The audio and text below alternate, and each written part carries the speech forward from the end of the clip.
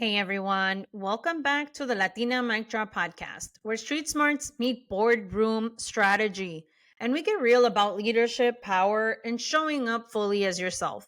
I'm your host, Miriam Simon, executive and leadership coach, author of Tattoos and Pearls, and your guide for leaders who are ready to lead boldly without losing their authenticity. Today, we're talking about something every professional has felt at some point: the night and day difference between working for a secure leader and surviving under an insecure manager. And if you're leading people right now, this is your mirror moment. Let's get into it. So, today I'm going to bring up 5 points. One of them is insecurity breeds toxicity. The second point is demanding more to cover knowing less. Point three is control over trust. Point four, no versus tell me more. And point five, confidence isn't knowing everything. Now, we've all worked for various different types of people.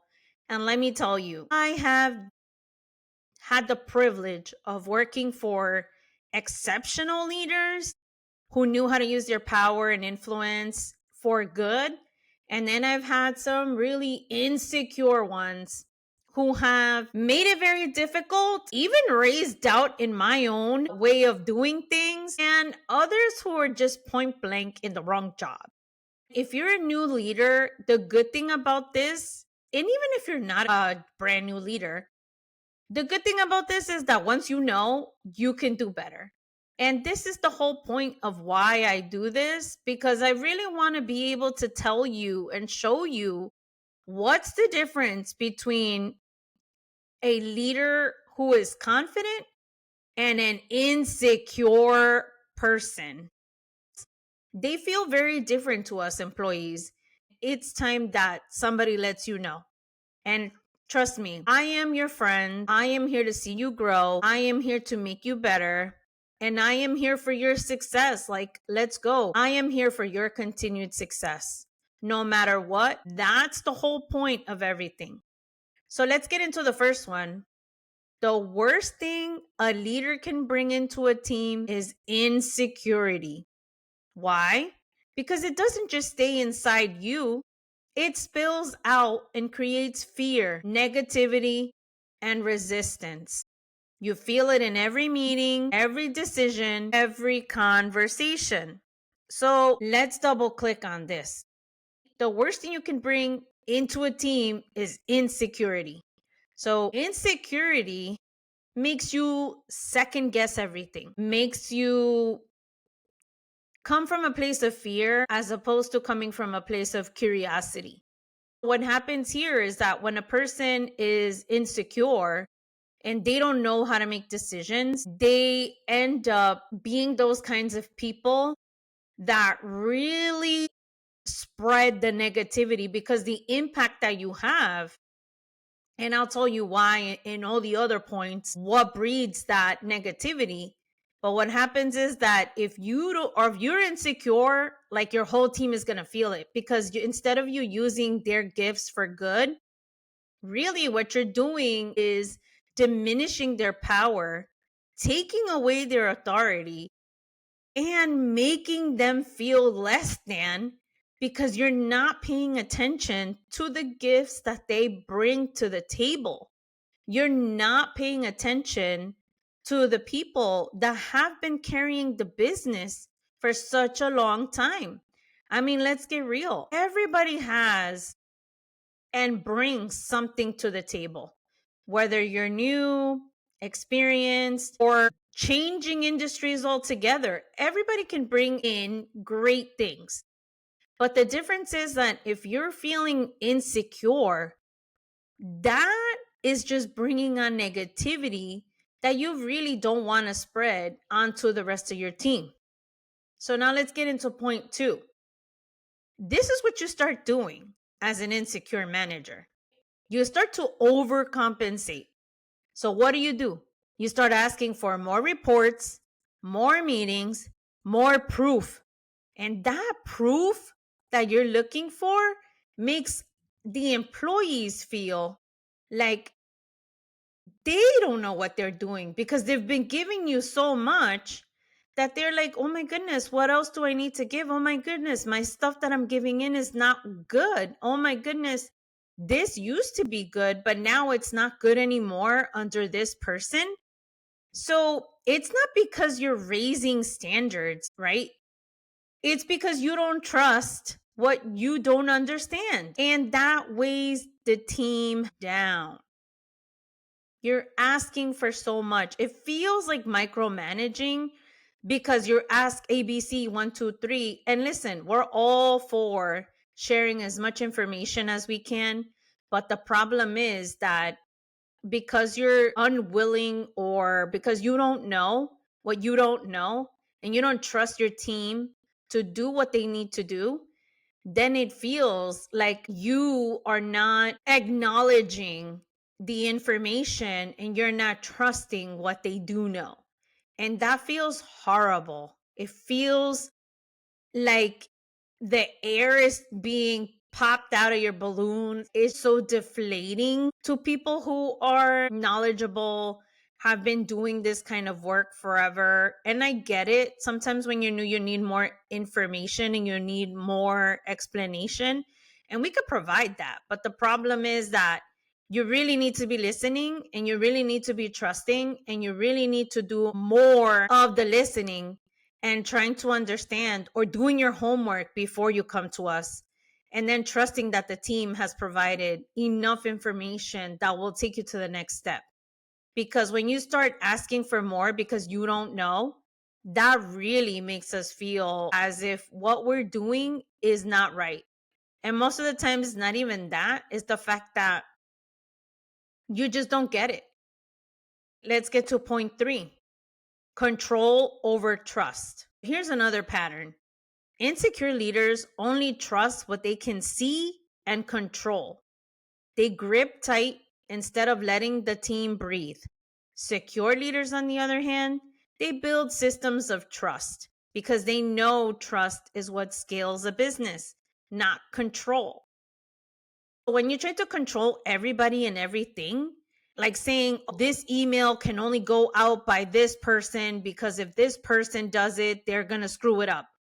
If they're new, they are going to screw it up and they will make mistakes. And so what we can do is we can help them next time. Or it's okay to make mistakes. And when you're seeking that perfectionism the first time around, it really sucks the life out of them because they really try their best. Nobody sends an email trying to make a mistake. Like, nobody does that on purpose. You think they don't feel bad for sending an email with the wrong information or missing information or not sending it out up to par?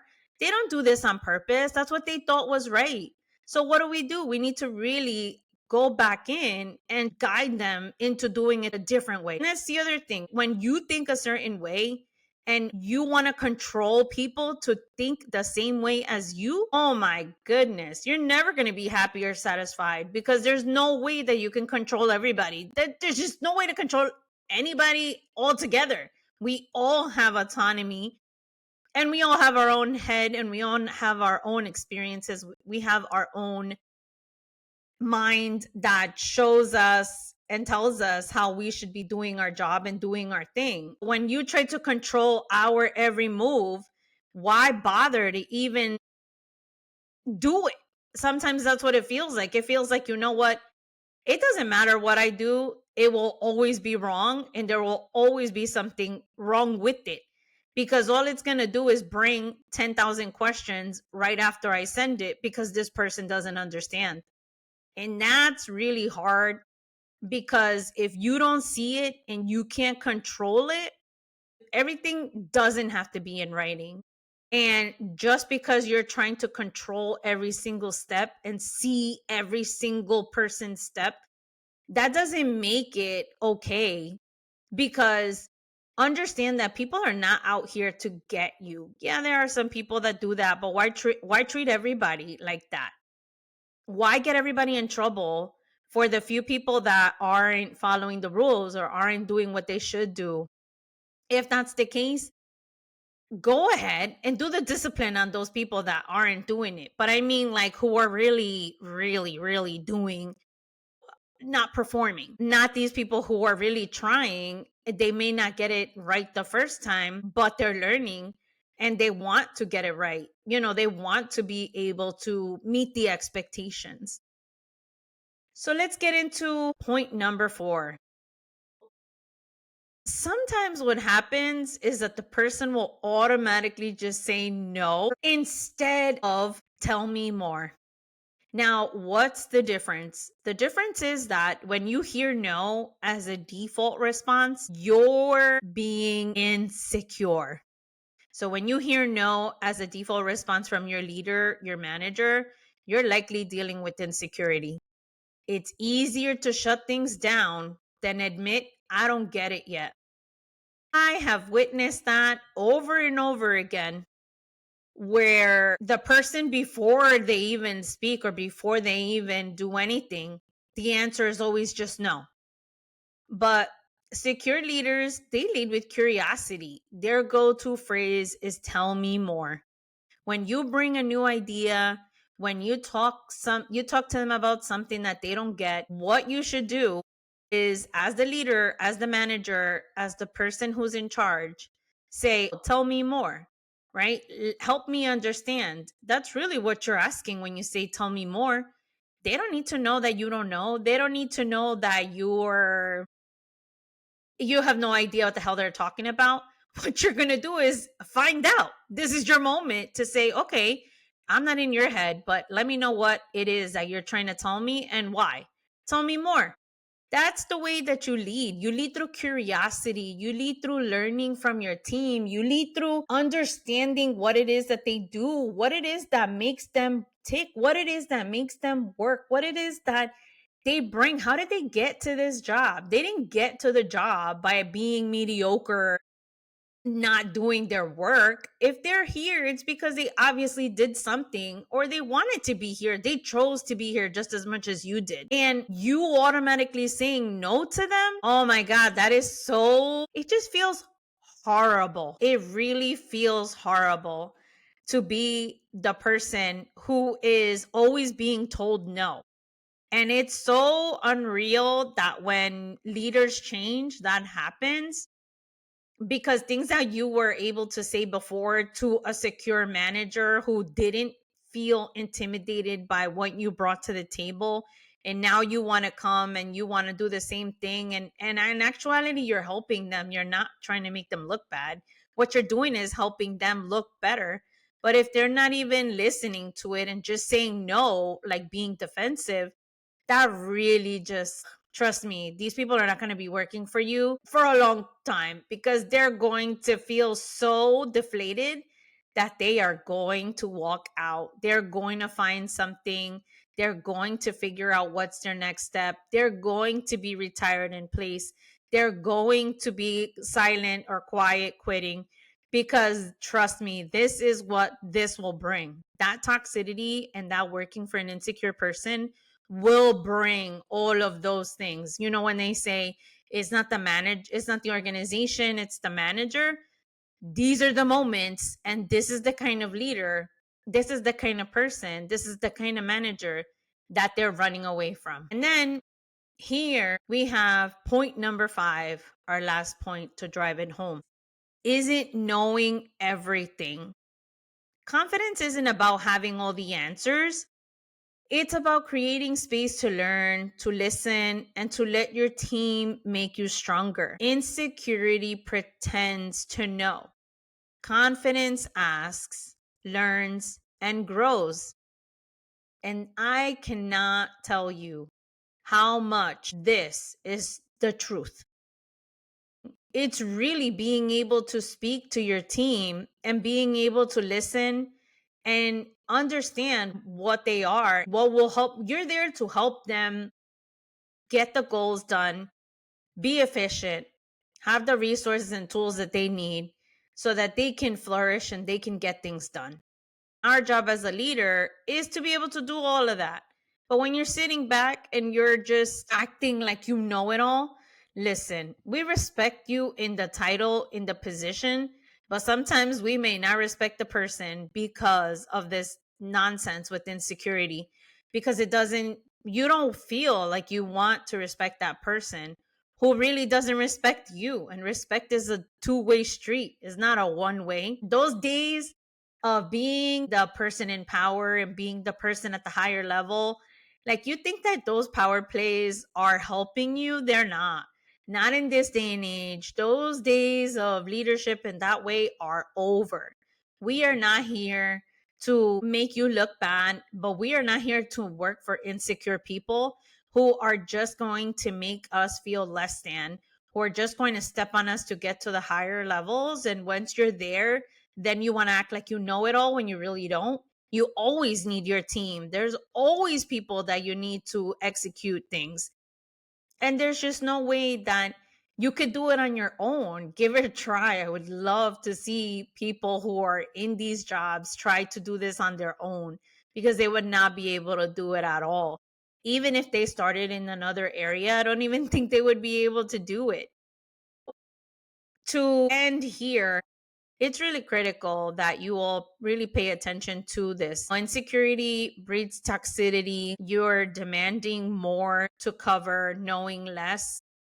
You value control over trust, know versus telling me more, and confidence is in knowing everything. So let me ask you, which one are you becoming? Because your team can feel the difference, and they will always choose day over night every time. If this episode hit home for you, I want you to take the next step.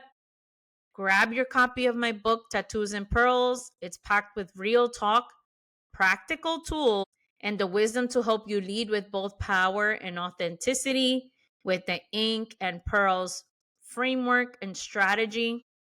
You can get it on Amazon, or you can hit the link in the show notes. And if you love today's episode, please subscribe, leave a review, and share it with someone who needs to hear this right now, lightly and gently.